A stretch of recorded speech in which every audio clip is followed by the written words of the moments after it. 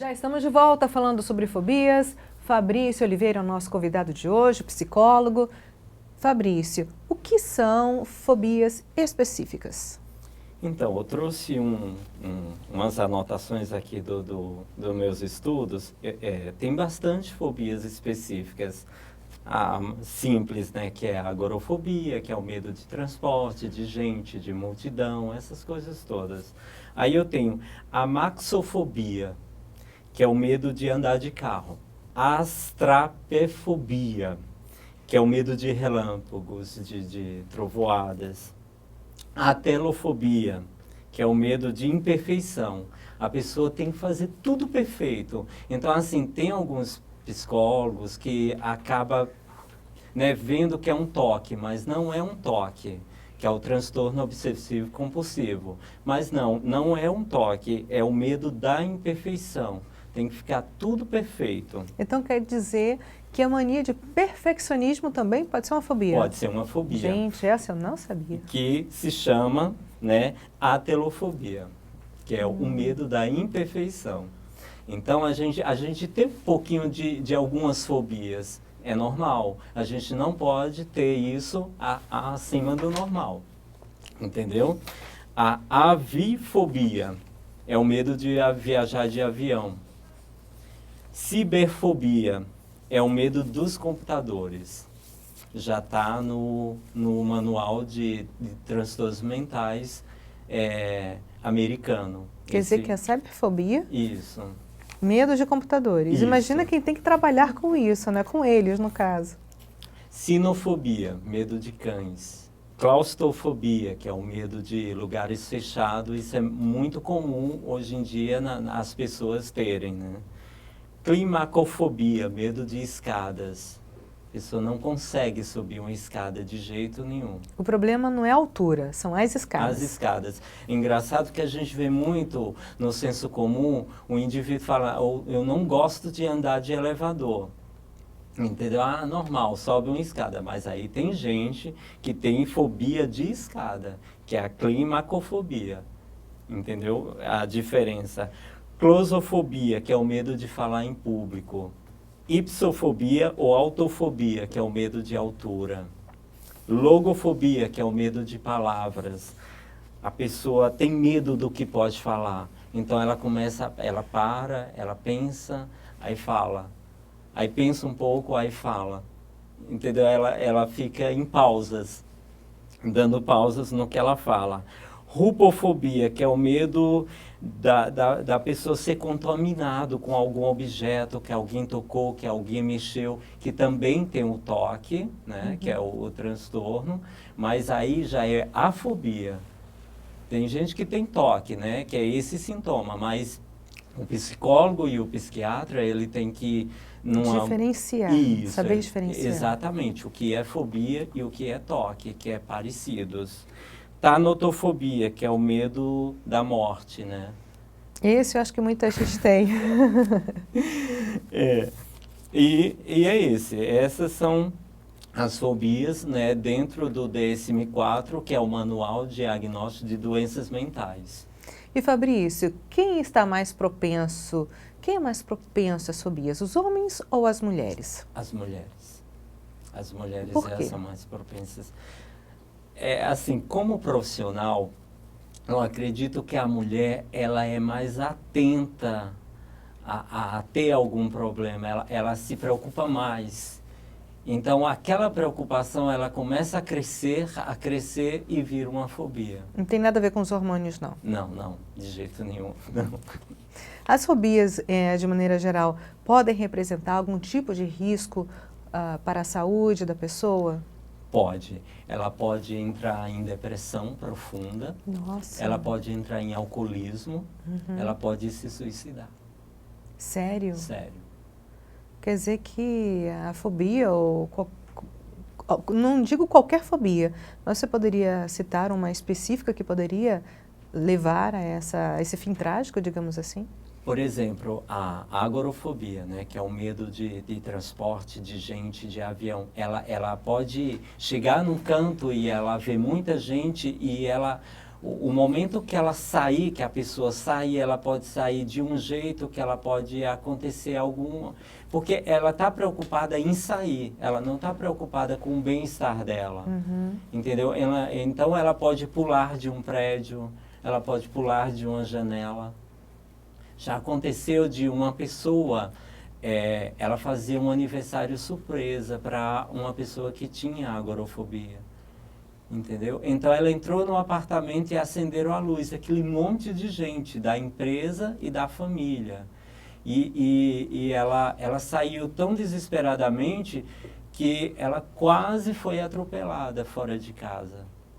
Ela saiu correndo, abriu a porta e saiu correndo. O carro passou assim no pé dela. Mas, Fabrício, não tem como perceber que uma pessoa, um colega de trabalho, um familiar, sofra com esse tipo de fobia? Tem, mas o problema maior é que é como se fosse um milho de pipoca, entendeu? Quando esquenta, vira pipoca, então tem que ser dentro dele. O mais curioso, Não...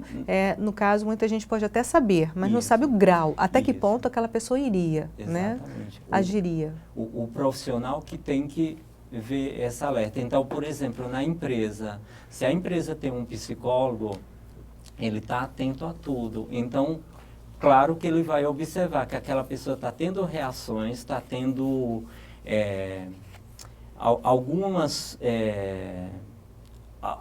coisas assim, que seja diferente, entendeu? Que acabe atrapalhando a rotina do serviço. Então, assim, quando tem um psicólogo organizacional dentro de uma empresa, ele está atento a isso também, entendeu? A observar o dia a dia dos seus funcionários. Se aquilo está no normal, se está passando do normal. É tanto que a gente tem, o psicólogo organizacional, ele aplica um teste para o candidato, que é aquele dos pauzinhos. Se aquele pauzinho, ele vai me trazer várias coisas dentro dele. Se a pessoa tem transtornos mentais, se ela é esquizofrênica. É isso que eu ia perguntar para você. Como fazer o diagnóstico de uma pessoa que sofra com esse problema, a fobia? Então, não tem assim como a gente fazer um diagnóstico só o profissional, só o psicólogo. Ele tem que fazer junto com o psiquiatra.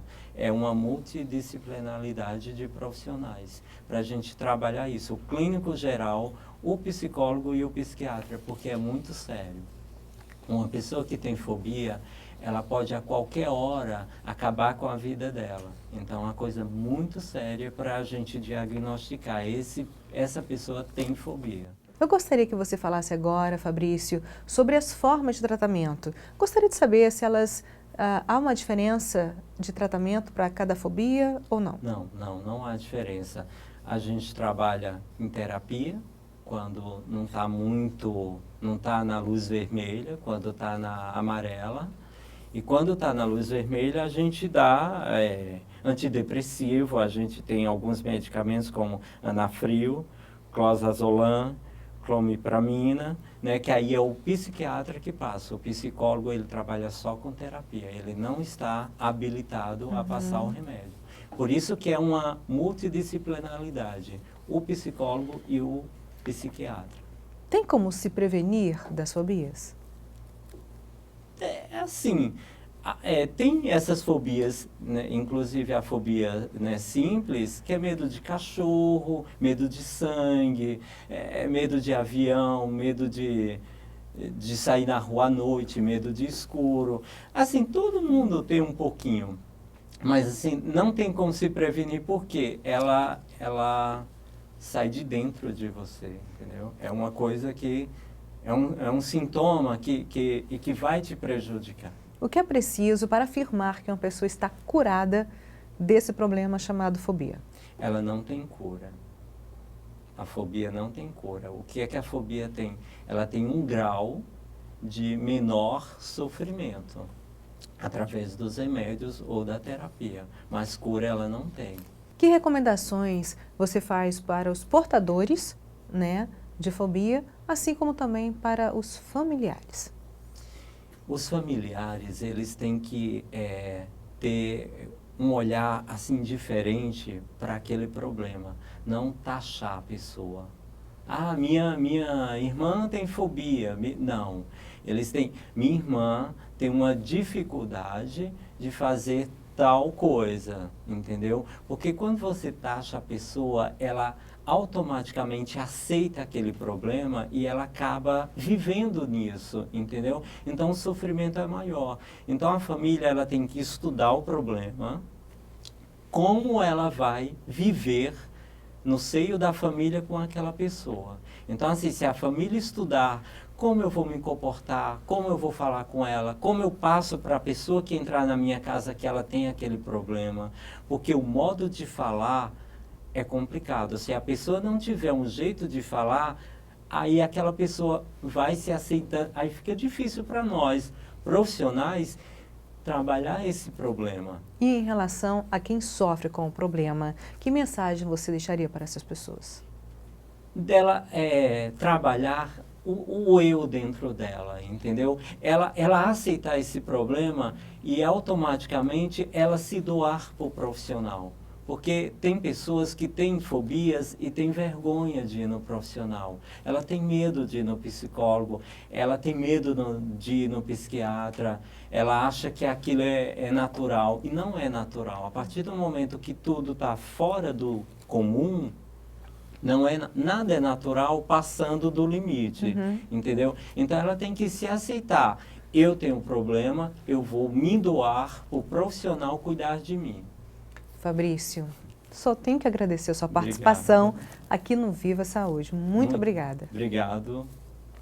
Até logo. E o Viva Saúde se despede por aqui. Eu espero que você tenha gostado do programa de hoje. O tema foi fobias e a gente percebeu que não é brincadeira. Qualquer dúvida, procure um profissional. A gente se fala no próximo programa. Até lá. Tchau, tchau.